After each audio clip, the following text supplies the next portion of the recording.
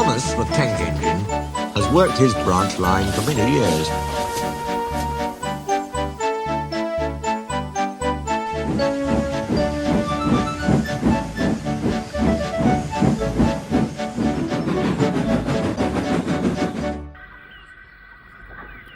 You know just where to stop, Thomas, laughed his driver. You could almost manage without me. Thomas had become conceited. He didn't realise his driver was joking.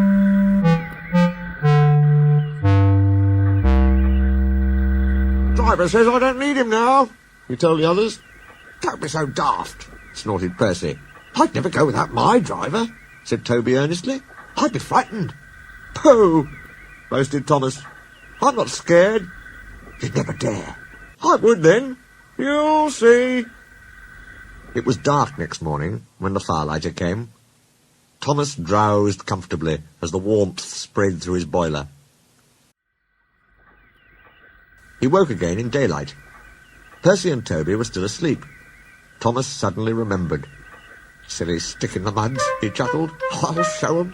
Driver hasn't come yet, so here goes.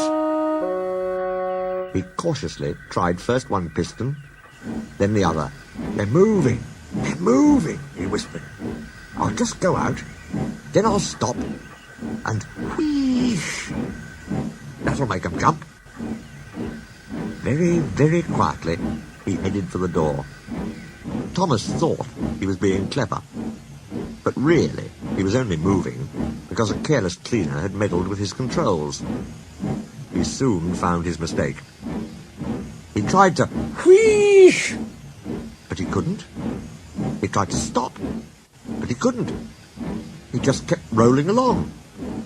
The buffers will stop me, he thought hopefully. But that siding had no buffers. It just ended at the road.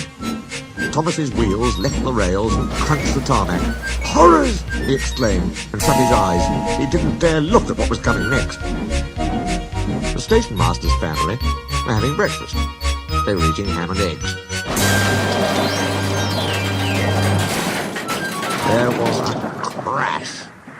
The house rocked, broken glass tinkled, plaster peppered their plates. Thomas had collected a bush on his travels. He peered anxiously into the room through its leaves. He couldn't speak. The station master grimly strode out and shut off steam. His wife picked up her plate. You miserable engine, she scolded. Just look what you've done to our breakfast. Now I shall have to cook some more. She banged the door. More plaster fell. This time it fell on Thomas. Thomas felt depressed. The plaster was tickly. He wanted to sneeze, but he didn't dare in case the house fell on him. Nobody came for a long time. Everyone was much too busy. At last, workmen propped up the house with strong poles. They laid rails through the garden, and Donald and Douglas, puffing hard, managed to haul Thomas back to the yard.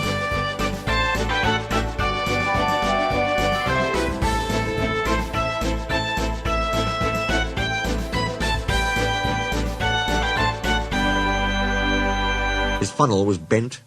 Bits of fencing, the bush, and a broken window frame festooned his front, which was badly twisted.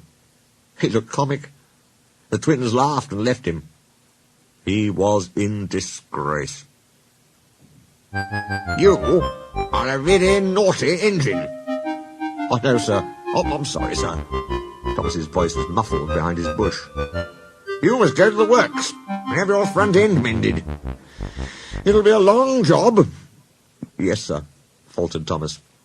Meanwhile, said the Fat Controller, a diesel rail car will do your work. Diesel, sir, Thomas spluttered. Yes, Thomas. Diesels always stay in their sheds till they are wanted. Diesels never gallivant after breakfast in station masters' houses.